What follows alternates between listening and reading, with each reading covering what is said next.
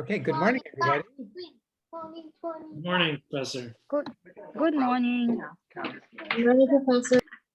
It's still worth it, man. It's just like, Okay, I am Patrick Lloyd. I'm the instructor for hey, this I need for buy a Chemistry 11 lecture and laboratory. And we'll get started today. You have to focus on your own. You know why? Nicole's going to be watching you, but she's in class. Everybody there. Okay? Yeah, I'm waiting. There we go. Okay, so if you want to speak up, just unmute yourself. So today what I'd like to do is to start on chapter 3, which is the first topic of this course. But I want to just make a couple of reminders. And really the reminders are to look over the syllabus for the course, which is in Blackboard in the course documents. Read that over. And it should give you, I posted a couple of videos as well, links to videos to help you get registered for ALEX. Keep in mind that the codes that are in the video aren't the codes for your course. So for your course, you need to go into the syllabus and look up the course code for ALEX. Almost the entire course is based around ALEX. It's going to be the focus of problem solving. And so the homework assignments and the exams are all on ALEX. So you don't have to worry about jumping from one platform to another to do one assignment versus another. It should all pretty much be on ALEX. Yeah, so any questions? I'll just go ahead and open it up to the floor. I assume most of you have looked over the syllabus by now. So if you have any questions, just go ahead and unmute yourself and let me know.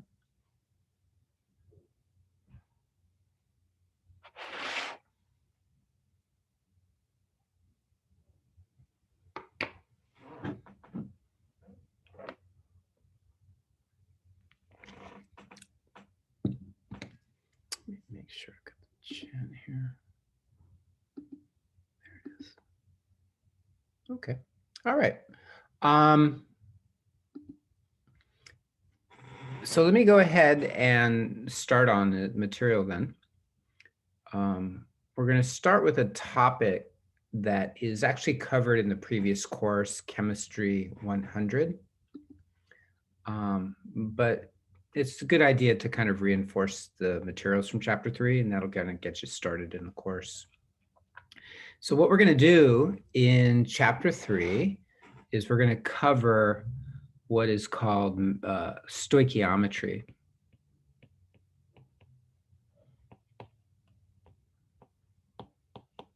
So I'll spend this week and a little bit of next week as well talking about stoichiometry.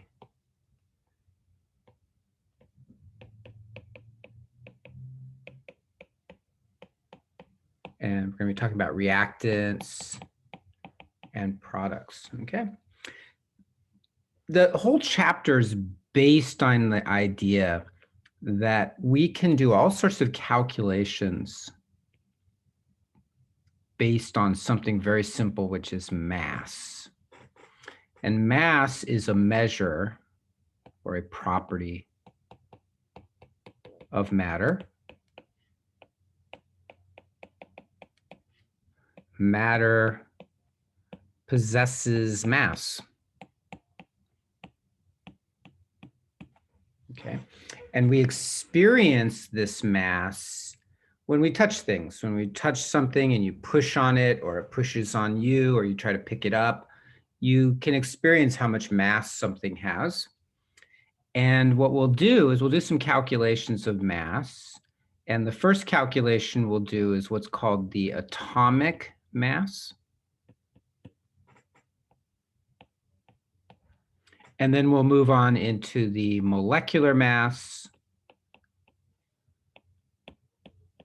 And then finally into what's called the molar mass. And these three terms, they sound pretty similar to each other, and they are related to each other, but they're not identical. They're related, but not identical. So we'll look at some of the differences there. And then that'll allow us to do all sorts of calculations, okay? So when we have a reaction, we typically write this as having what are called reactants. So I'll say that, suppose we have two reactants. Those two reactants will interact with each other in some way and form what are called products. And it depends on the reaction. You could have one product or two or three or four, but just in general, I'll write two reactants and two products. And so for those of you that are biology majors, one that you're probably familiar with is photosynthesis, which is that you take what's called carbon dioxide,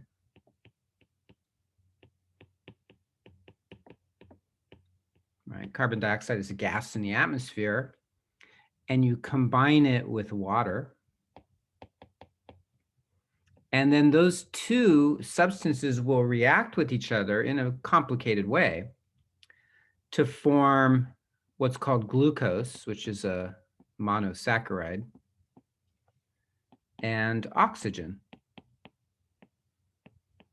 Okay, oxygen is often referred to as a byproduct. It's one of the products of that particular reaction. So in this process, things are changing. And what's observed is that in a chemical reaction, if we start off with a certain amount of mass of the reactants, and those reactants are converted into products,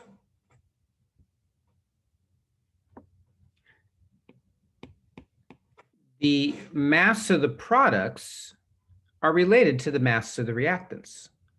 And so if all of the reactants are converted into products, then the two masses would be the same. The mass of the products would be the same as the mass of the reactants.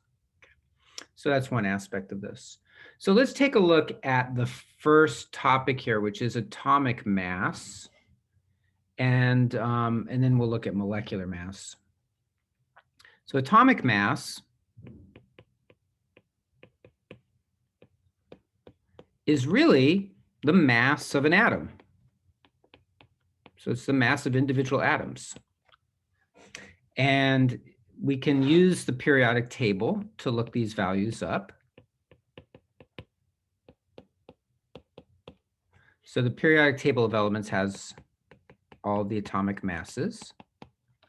And so examples would be hydrogen. It has an atomic mass of 1.01. Lithium, which is right underneath it, has an atomic mass of 6.94. Sodium, which is right below that, has an atomic mass of 22.99. Those are the atomic masses that are listed there. On the other side of the periodic table, we have, for example, helium. Helium has an atomic mass of 4.00. Okay. But we also have some other elements. So for example, fluorine has an atomic mass of 19.00. Oxygen is 16.00. Nitrogen is 14.01. Carbon is 12.01. So those are just a few of the elements right there. Okay, these are called atomic masses, and the units are generally called AMU, where AMU stands for atomic mass units. Now, technically, that's not correct because in the 1970s, the way that atomic mass was measured and calibrated was changed. But even today, most textbooks will use AMU as the unit. You may find, if you go online, you might find that the unit is actually just a U for unit. So for example, hydrogen, you might see 1.01 AMU, or you might see 1.01 U. If it's a U, that means they're using the newer system. If it's an AMU, that means they're using the older system. But for us, that won't matter. Either one will work for us. Okay.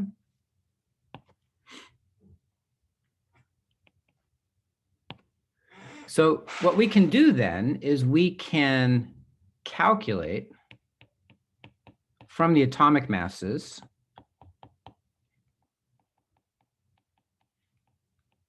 a new quantity, which is called the molecular mass. And it's very, very simple. The molecular mass is the simplest thing to calculate. The molecular mass is just the sum of the atomic masses.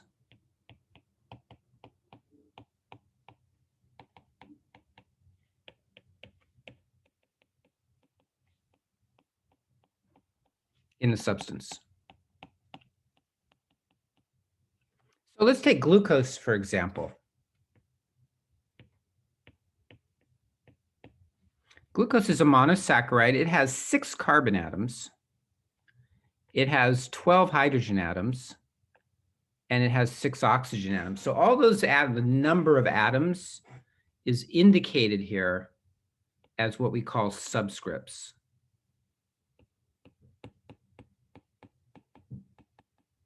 And these are just the number of atoms. It's a very nice, convenient system for figuring out what the chemical formula for a substance is. Okay. So what we would do is we would just add the atomic masses to find the molecular mass. So let's do it for glucose. Carbon has an atomic mass of 12.01. Hydrogen has an atomic mass of 1.01. And oxygen is 16.00. Again, you don't need to memorize these. You can just look these up in the periodic table or any other table. Okay. So to figure out the molecular mass, what we do is we say, look, each carbon has an atomic mass of 12.01, and there's 6 of them. So why not just take 6 carbons? Each one is 12.01. I'll put AMU. There's 12 hydrogens, so 12 times 1.01 AMU. And then there's 6 oxygens, so 6 times 16. Okay. And if you go through that, what you get is 180.18 AMU. And this would be called the molecular mass. Okay. This is essentially how much one molecule, this is called a molecule right here, of glucose weighs. I'm going to put in quotes weighs. Okay. Technically, it's not weighs. Technically, it's how much mass it has. But in everyday language, we are a little loose in terms of the terms we use. And so we'll just say it weighs 180.18 AMU. But in fact, really technically, weight is dependent on gravity. So the weight of something at sea level is a little bit different than the weight of something at, in an airplane or on the moon. So we use weight or weigh colloquially, but in fact, really technically it's the mass. The mass is independent of where you are. Mass should be the same no matter where you are. So really we would say that the mass is 180.18 AMU. Okay. And so that's how we calculate the molecular mass. And what that does is it leads us into really the first topic in your homework assignment, which is to figure out what's called the percent composition. Okay. So let's take a look at how we go about percent composition.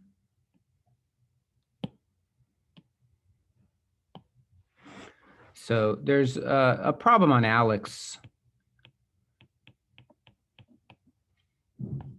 where they have you do these. Okay. And it's called percent composition.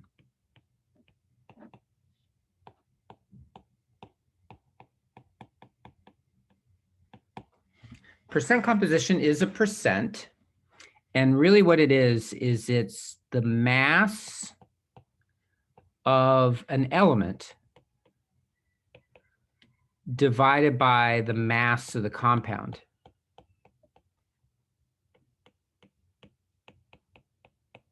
Times 100.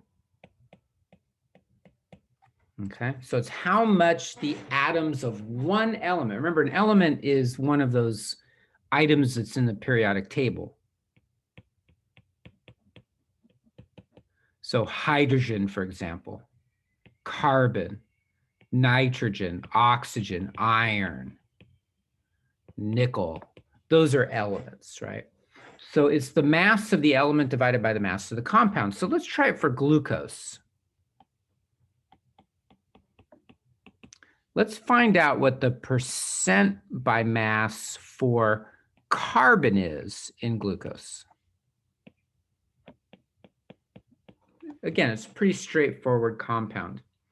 So it's the masses, but you can also, in this, you can use, if you want, the atomic masses and the molecular mass. Those can be used. Perfectly fine to use those. So here's how you go about it. In glucose, we have 6 carbons, 12 hydrogens, and 6 oxygens. So what I'm going to do is I'm going to figure out the mass of carbon. We're interested in carbon here. So how much does carbon weigh? Well, 1 carbon weighs 12.01. Right here, I'll write these down again.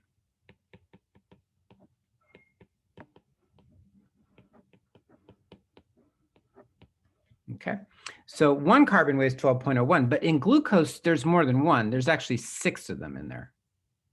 So what I'm going to do is for the mass of the element, I'm going to say 6 carbons. So 6 times 12.01 AMU. And then I'm going to divide that by the molecular mass. Now, I already did the molecular mass, and that was 180.18 AMU. Right, I just did that a couple minutes ago. Okay, but you can always do it again. And then multiply that by 100. Okay, so let me grab my little calculator here. So 6 times 12.01 divided by 180.18 times 100, and I get 39.99%.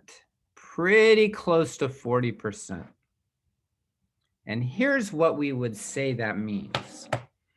We would say that if you were measuring glucose, you had some sample of glucose. By the way, glucose it's a sugar, it's a monosaccharide. So it looks like a powder. If you have pure glucose, it just looks like a powder. And you can press a powder and turn it into a little tablet. You can actually buy little tablets of glucose. If we took that sample, let's say a tablet of glucose, and we said, how much of the total mass is carbon?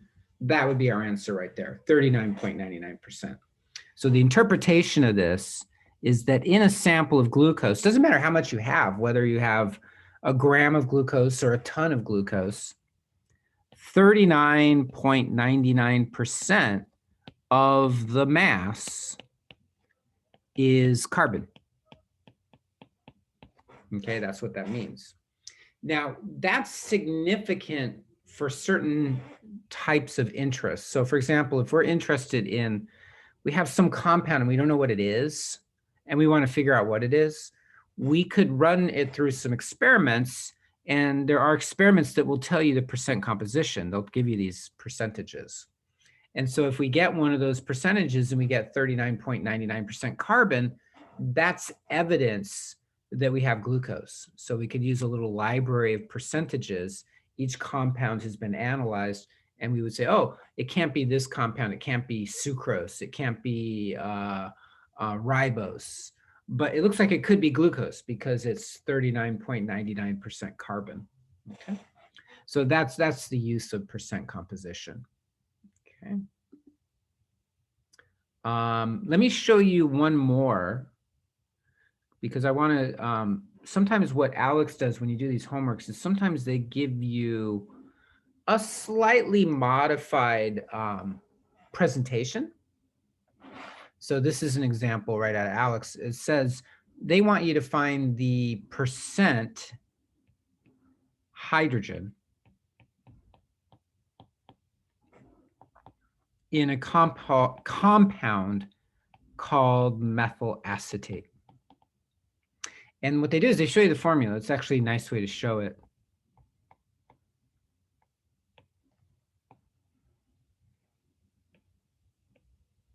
There we go. That's how they show you the formula. Okay. That is not the only way that you could show the formula for methyl acetate. It could be written this way.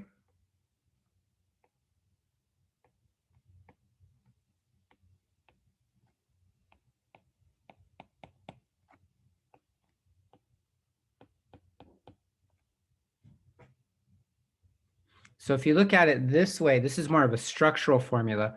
Notice you have a CH3 all the way over here on the left. And then you have a CH3 here all the way on the right.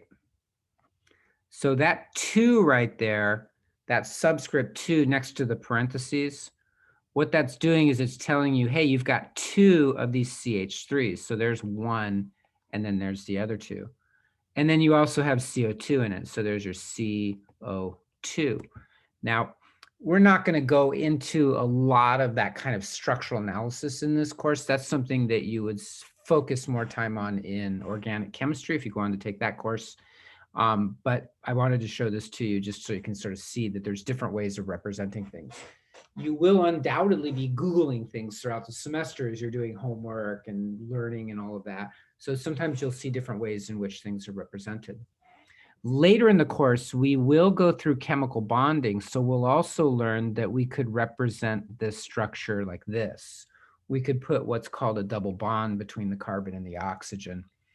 And we could even go further, which we will later in the course, and put in little electron pairs, which are called Lewis structures. Again, not important for this topic, but I just want to show you that we'll be getting into stuff like that later in the course. Okay. So let's do the percent hydrogen in methyl acetate. So percent hydrogen. So again, what we want to do is we want to find the mass of hydrogen divided by the mass of the compound. So we can do that by figuring out the atomic mass of hydrogen divided by the molecular mass of the compound. So the molecular mass is just how much the entire compound weighs. And then we want it as a percentage, so times 100%. Okay. So let's do the numerator first, the atomic mass of hydrogen. So there's a 3 for the hydrogen, but that 3 refers to one of these methyl groups, one of these CH3 groups. The 2 out here is telling you how many of those methyl groups are. So there's 2 of these CH3s like I've shown over here. So what you do is you say, okay, well, each one has 3 hydrogens, but there's 2 of them. So that would be 6. 3 times 2 is 6. So there's 6 hydrogens. And again, the atomic mass of hydrogen, you look that up. I guess after you do a few of these, you'll remember some of them anyways. And then we're going to divide that by the molecular mass. So let me go ahead and I'll go ahead and do the molecular mass here. We've got carbons, hydrogens, and oxygens. So let's count everything up. I'm going to do the carbon first. So there's 2 CH3s. So that means there's 2 carbons, right? Each of these CH3s has 1 carbon. But there's 2 of the CH3s, so that's 2 carbons. But now we've got another carbon over here, so that's 3. So 3 carbons.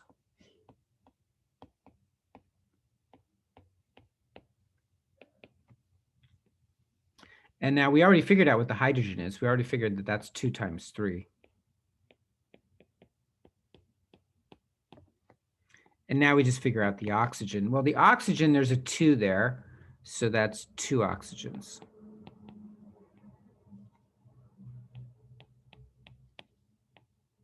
And then you multiply that by 100%. And there you go. Okay.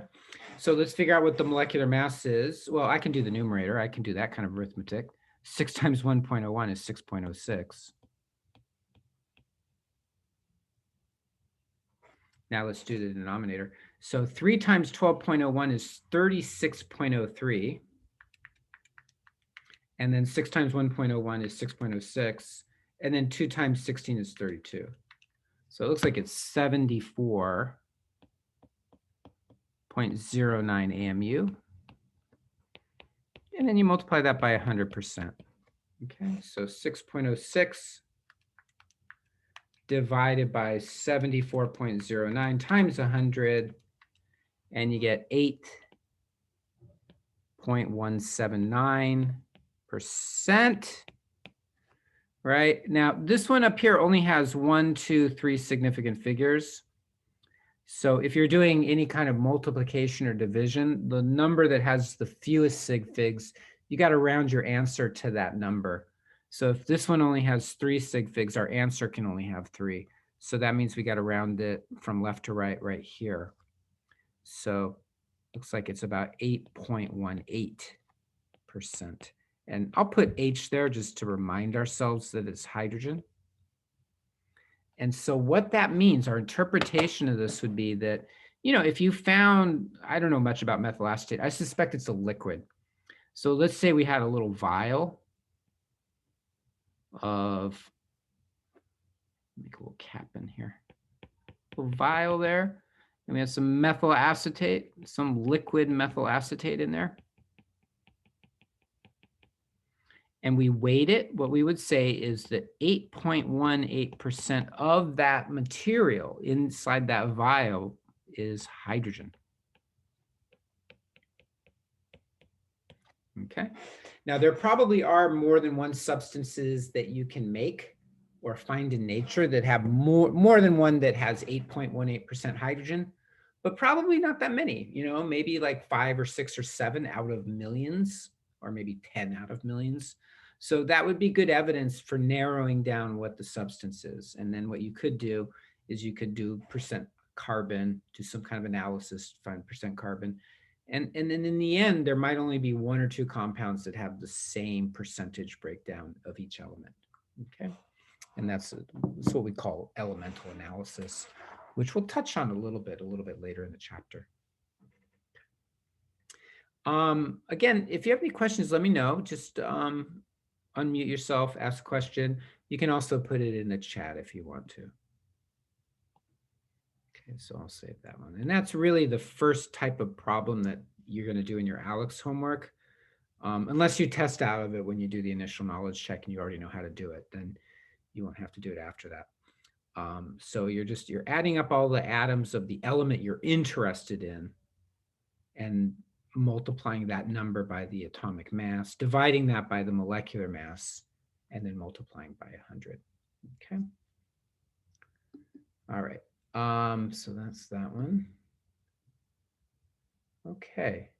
So the next thing that comes up in ALEX is the issue of balanced equations and stoichiometry and all of that kind of stuff. So often I don't spend much time on this, but I think I will actually kind of talk a little bit about it. Make that a bit smaller. Oops. Because some of the numbers are pretty large, so I do want to talk a little bit about it. Okay, let's do a new one. So I'm going to bring up this right here. Okay. So I'm going to show, this is an example again, right out of ALEX. This is called Stoichiometric Coefficients.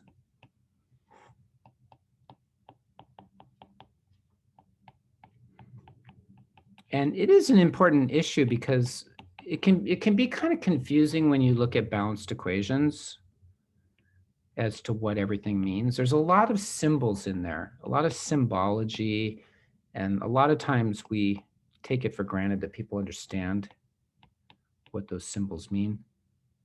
And it's not always the case that people do. So let me write this one out. This is an example of a redox reaction.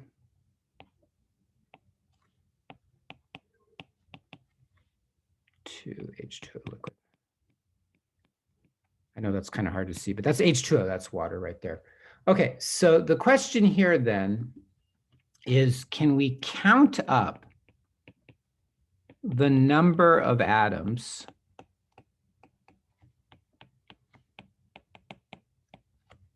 of each element on the right side of the equation?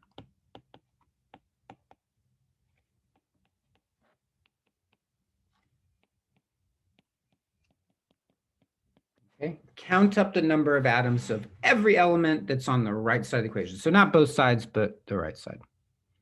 Now we'll get into this, but one aspect of this that should be the case is that each element should have the same number of atoms on both sides. So for example, if you find that there's 1 copper on the right side, there should be 1 copper on the left side. If there's, I don't know, 4 nitrogens on the right side, there should be 4 nitrogens on the left side as well. That's called a balanced equation. Okay, so let's get into the terminology here. There's a bunch of symbols here. And to show you what I mean by this, what I'm going to do is I'm going to take this 4HNO3 and kind of deconstruct the meaning of it. Okay, so first of all, some terminology. The number that's written in front, this is called a formula. That whole thing's called a formula. And that formula is meant to represent some substance. This would be what's called nitric acid.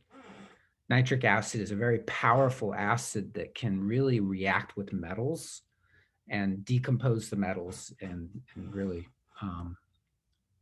do quite a bit of chemistry with them.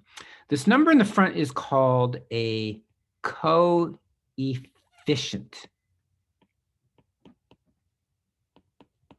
Which is really, it's really a mathematical term, right? You know, when you go back to your algebra course, you know, if you take ax squared plus bx plus c equals 0, a quadratic, right?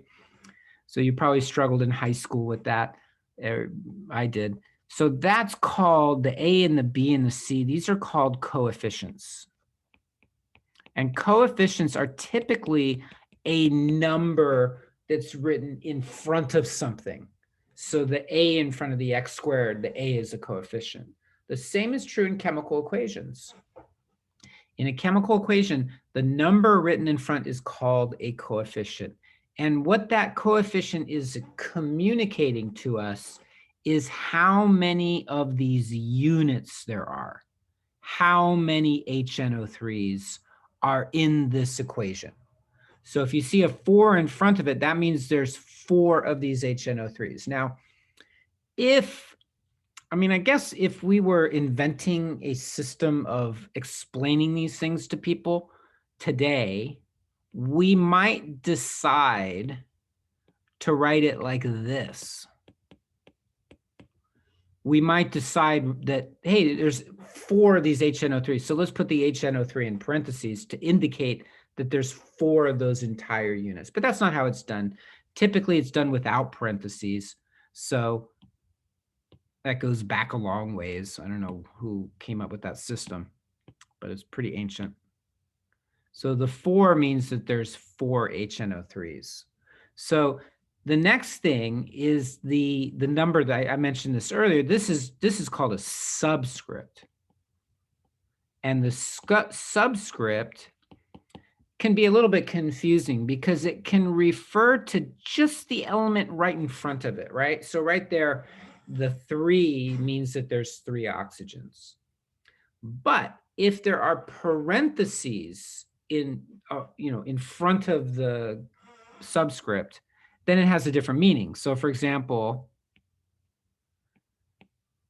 if we have CuNO3 because there are parentheses here, the 2 refers not just to the oxygen, but to the NO3. So that means there's 2 NO3s, which means there's 2 nitrogens, 2 Ns. And because there's already a 3 here, that means that there's 6 oxygens. So be careful with the subscripts. The context depends on whether, or I should say the context depends. It just depends on whether there's parentheses there or not, okay? And then finally, so you got the coefficient, the subscript. When we get to ions, we'll talk about superscripts too.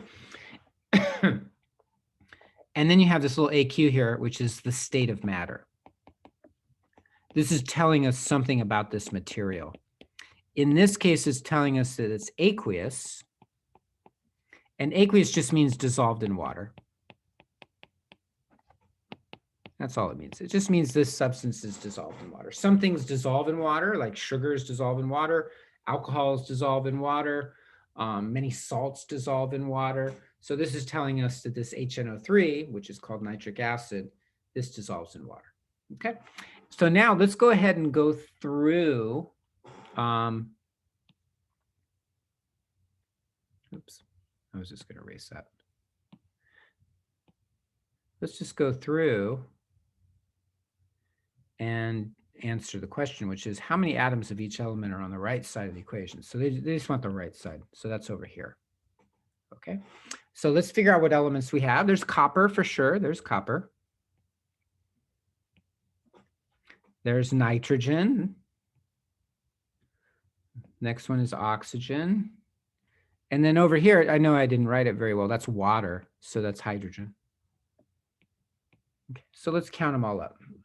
So I'm just going to go from left to right on the right side of the equation. So we'll start with CuNO3, which is copper nitrate, copper 2 nitrate. So there's one copper there, right? If you see the symbol, but there's no coefficient in front of it or subscript, that means it's just one. There's no copper over here. There's no copper over there. So it looks like there's just one atom. So just one atom, oops, one atom of copper. And then we'll move on to the nitrogen. So now the nitrogen is a little tricky because you've got NO3. So that's one nitrogen right there. But then the NO3 is in parentheses and there's a 2 after the parentheses. So there's really 2 of the NO3s and each NO3 has 1. So that's 2. But we've also got this 2NO2 over here, right? So the 2 in front of it, that's the coefficient. 2 nitrogens, so that's 2 more. So 2 plus 2, which is 4 atoms. So there's 4 nitrogen atoms on the right side of that equation. There's also 4 on the left. And then we got the oxygen. Okay, so oxygen, there's 3 of them here, but there's 2 NO3s. So 3 times 2 is 6. And then you've got 2 here, but there's 2 NO2, so 2 times 2 is 4. And then there's H2O, right? I know it's hard to see that. That's 2 H2O, L for liquid. And so there's 1 oxygen here, but there's 2 waters, so 2 times 1 is 2. So it looks like there's 12 atoms of oxygen. And then finally you got hydrogen. There's no hydrogen here, no hydrogen here. The only hydrogen is in the water. 1 water has 2, but there's 2 waters, so 2 times 2, you got 4 atoms. Okay, and that would be our answer right there. So one of these questions that you'll go through, unless you already know how to do it and you test out of it, is figuring out the number of atoms of each element. Okay, not too difficult. In terms of the states of matter, of course, there's AQ for aqueous, dissolved in water. So you just think of sugar and salt dissolved in water. S is solid, so a piece of metal, for example. So copper is a piece of copper right there. So maybe a penny. A penny has copper on the outside of it. That's copper, solid. And then there's a gas right there. So there's G. L is liquid. Water's a liquid. G is a gas. And so this one right here is called nitrogen dioxide, and that's a gas in this particular reaction. So actually, what's interesting about this particular reaction is that all 4 phases are shown in this particular equation. It has aqueous, solid, liquid, and gas. All of these are produced in this one. It's kind of interesting. Okay. All right, so let's take a look. So that's counting up the number of atoms. That's just one aspect of balancing these equations. So let's take a look now, getting into balancing. Okay, so I'm going to start off with a relatively simple one of balancing equations.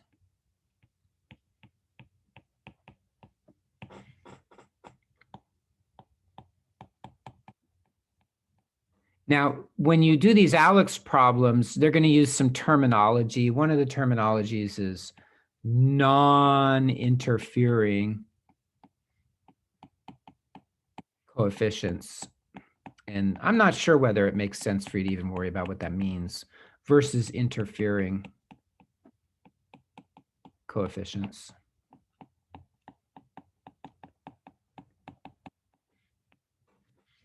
So what's meant by that is just whether balancing one element affects another element. That's really what the issue there is. Okay, so let me show you one here. So here is CS. This is carbon. I guess that would be like graphite or diamond. H2, C2H6. And we're going to balance this equation. Before I balance it, though, I do want to mention something about what are called diatomic elements.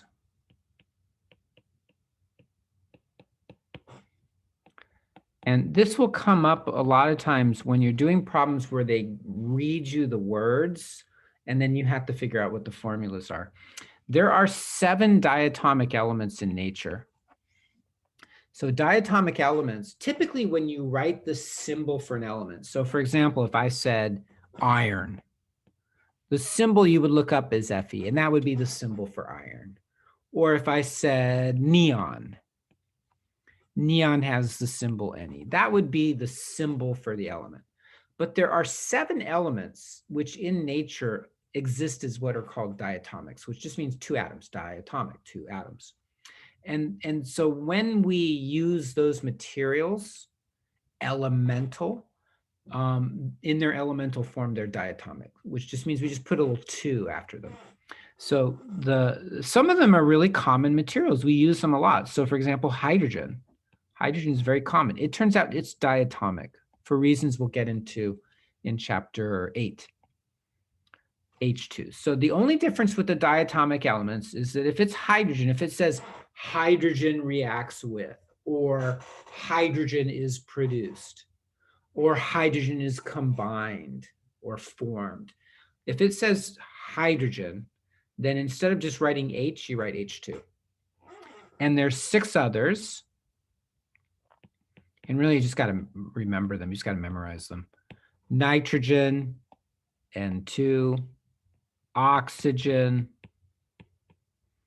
O2, fluorine,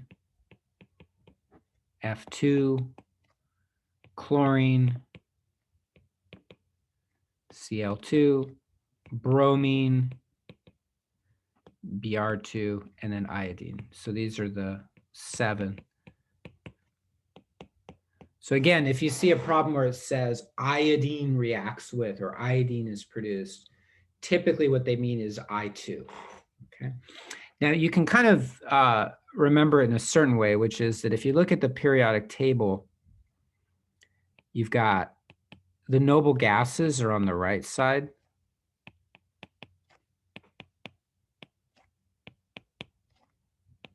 So those are the noble gases. We don't generally have to worry about them too much. Next to the noble gases are what are called the halogens. These right here are called the halogens. So if you look at the list here of 7, 4 of them are the halogens right there. 4 of them are right there. And then again, looking at the periodic table, the next element over, next to the left of fluorine is oxygen, and the element to the left of oxygen is nitrogen. Well, that's 2 more of them right there. So it's also these 2. Okay, so that's 6 of them right there. You just start at nitrogen and then make like a little turn to the right, turn downward through the halogens, and that's 6 of them. And then the other one, you know, whatever, it's hydrogen over here. Okay, so hydrogen, NOFCl, those are the 7, they're diatomics. Okay, so one of them, you can kind of see that right here, right? So if I were to put this in words, I would say carbon reacts with hydrogen to form C2H6, which is called ethane. Okay, so there's your H2 instead of H. You generally will not see C plus H. You wouldn't see that because in its elemental form, hydrogen is one of the diatomics. Okay, good. So now this is non-interfering, which really what that means is you can balance carbon without worrying about hydrogen. And you can balance hydrogen without worrying about carbon. They don't interfere with each other. There are some equations that we balance that do interfere. So we'll look at those next, but this is non-interfering. So the whole idea here is that when you have an equation and it's balanced, you will have the same number of atoms of each element on both sides, meaning you'll have the same number of carbons on the left side that you have on the right side. And you'll have the same number of hydrogen atoms on the left side that you'll have on the right side. So here's how we go about doing it. Pretty straightforward. This one's pretty straightforward. What you do is you count the number on each atom. So remember, the previous problem was counting the number of atoms. You do the same thing here. So let's do carbon, for example. So on the left side, which is the reactant side, and then on the right side, which is the product side, right? Product, reactant. There's only one carbon, right, on the left side. There's just one right there. C, so it's just one. And then hydrogen, well, there's two, H2s, so that means there's two. So let me do carbon and hydrogen. Two. But on the right side, we've got two carbons. That's what the subscript is telling us. And then we've got 6 hydrogens. Okay, so we would say this equation is not balanced. It's unbalanced, and we generally want to have them be balanced, okay? Unbalanced meaning they don't have the same number of atoms on each side. So in general, what you want to do is you want to move up to the bigger number. In other words, you don't want to have there be 1 on both sides. You want to have there be 2 or more. So take the larger number, and you want to be at least at the larger number. And you just sort of change one at a time. So here's how I'm going to go about it. There's 2 carbons on the right side, so I want to have 2 on the left. Okay, that's the simplest possibility. So the way you go about that is you use the coefficients to balance. Remember, the coefficients are the numbers in front, not subscripts. And the reason we don't use subscripts is that if I have a subscript of C2, that chemically is different than C. It's telling us it's a different kind of material. By putting a subscript in, that turns it into something different. It behaves chemically different. So we generally don't change the subscripts, we change the coefficients. So if we have 2 on the right side, 2 over here, we want to have 2 on the left side. So we just put a 2 there. And so now you got 2 carbons. So now we got 2. So this is now a balanced equation in terms of the carbon. The carbon is now balanced. And then we do the same thing for the hydrogen. So we've got 2 hydrogens on the left and 6 on the right. So a larger number on the right side. So we're going to put a coefficient in front of the smaller number. So in front of the 2. So we just ask, well, what do we have to multiply 2 by to get 6? And that would be a 3. 3 times 2 is 6, right? So if we put 3 times 2, that gives us 6 on the left side. So now 6 on the left side, 6 on the right side, 6 on the left side, 6 on the right side. That's now a balanced equation, okay? So hydrogen is balanced, carbon is balanced. Those are the only 2 elements in the compound. So that one is balanced pretty nicely, okay? So coefficients, the key to this is you're changing the coefficients. You're not changing the subscripts. Don't change the subscripts when you balance equations. Let me show you another one.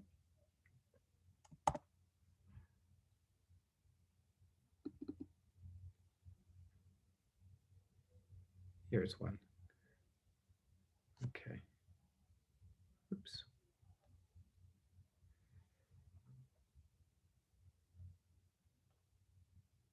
Okay, so we have sodium and oxygen to form sodium peroxide. That's interesting. Okay, so Na, solid, O2, gas, Na2O2. That's a solid. Okay, this is called sodium peroxide. Okay, notice we got our symbols of state of matter there. So that's a solid, That's a gas. And that's a solid. So let me show you a little drawing just so you can kind of visualize what's happening. So imagine you got like a coffee cup made out of glass, I guess, so you can see in it. Sodium is a solid. So you got this little piece of metal here, a solid metal. So this is solid sodium. And then you got oxygen gas. So above it are all these oxygen molecules in the form of a gas. Invisible, right? It'd be like air. So there's your oxygen gas.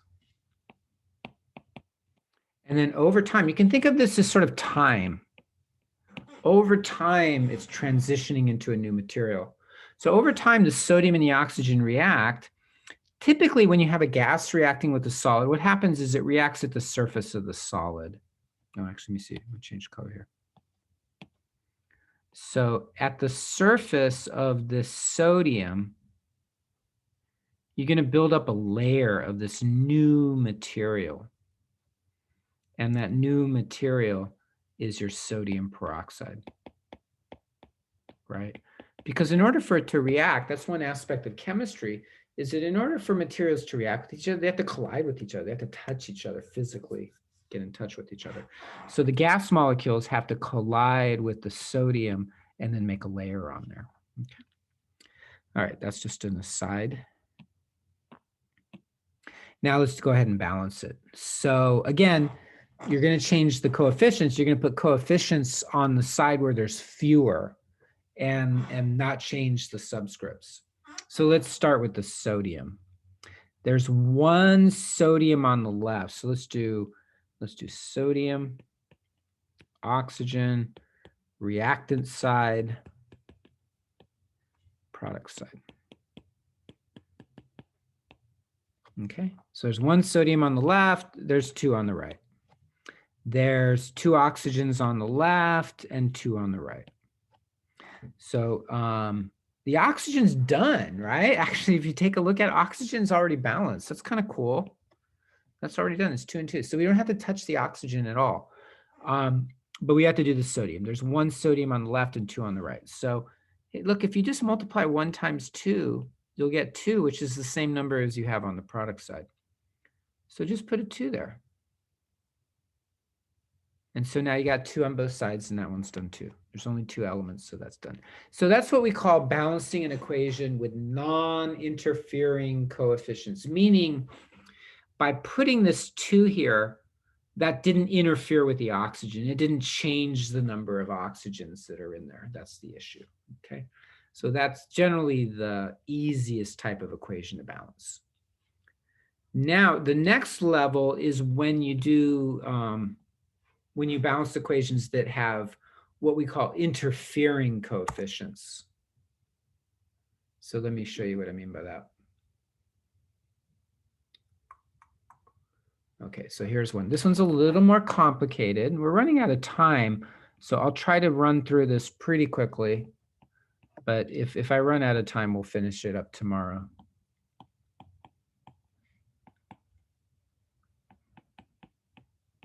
So see, this one's a little bit more complicated. It's got 3 reactants, but only 1 product. Everything is combining. It's kind of cool. There we go. And again, this one has solid, liquid, gas, aqueous. It has all the different states of matter in it. Okay. So let's take a look at it. So let's do the iron, oxygen, and hydrogen, 3 elements. So reactant side, product side. Okay, so you got 1 iron on the left, 1 on the right. So iron's good. You got 2 oxygens here, but you got another one right there. Water has 1 oxygen, so that's 3. Here you've got 2 OHs, OH2, so that's 2 oxygens. And then hydrogen, you've got 2 in the water and 2 in the hydroxide, FeOH2. So this is kind of an interesting equation because it looks like two of the elements are already balanced. Only one is unbalanced. But here's what happens. There's a little trick you could do to make this a little simpler. And, sometimes I hesitate to give this trick. So I'll try not giving the trick right now. We'll just try to do it the old-fashioned way. So here's what I'm going to do. The issue here is the oxygen. We've got 3 oxygens on the left, but only 2 on the right. Okay. So here's what I'm going to do. We want to make the one on the right side equal to the one on the left. Okay. So actually, let's try this method. I'm not going to guarantee this method works, but if it doesn't work in the next 4 minutes, we'll try it again tomorrow. Okay. So here's what I'm going to do. Oxygen is only in the FeOH2 on the right side.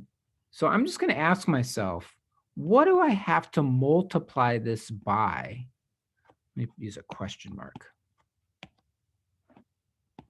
To get the same number I have over here, which is 3. So for oxygen, I'm saying, 2 times what is equal to 3? And so, well, what you would do is you'd say, okay, well, 2 times something is equal to 3. So 2 times x is equal to 3, right? 2 times something is equal to 3. Divide both sides by 2, and you get x equals 3/2. So I'm actually going to do that. I'm going to put a coefficient of 3/2. And you can say, well, that's kind of crazy. How can you have a coefficient of 3/2? And I'll just say you can. There's nothing wrong really with having a coefficient of 3/2. But this is where it's interfering. What that does is that changes the number of iron atoms. So what I'm going to do is I'm going to come back. Oxygen is now good. We got 3 on both sides. But now we have a different number of irons on the right side. Instead of having 1 on the right side, now we got 3/2, right? And the same is true for hydrogen. For hydrogen, we had 2 on the right side, but now we've got a coefficient of 3/2. So 3/2 times 2 is 3. So that's kind of messed things up, right? So now that's how it's interfering. So what I'm showing you here is that changing one element will change at least one other element. That's what makes it a little trickier. So the iron looks good. We've got, I'm sorry, the iron doesn't look good because we've got 3/2 over here. So what happens if I do this? What happens if I just put a 3/2 in front of that one? Well, now that one's balanced. Okay, so I just put a new coefficient over there, gave it 3/2. Now the only issue really is the oxygen's done is the hydrogen. And again, the problem with hydrogen is that because hydrogen is with the oxygen, those 2 elements, changing one of them by putting a coefficient here will change the other one too, and it won't be balanced anymore. Okay, so I'm just showing you the kind of how interfering coefficients can be a problem. So what we'll do is tomorrow we'll take this up. We'll go over this a little bit more fully when we have time, because we're out of time right now.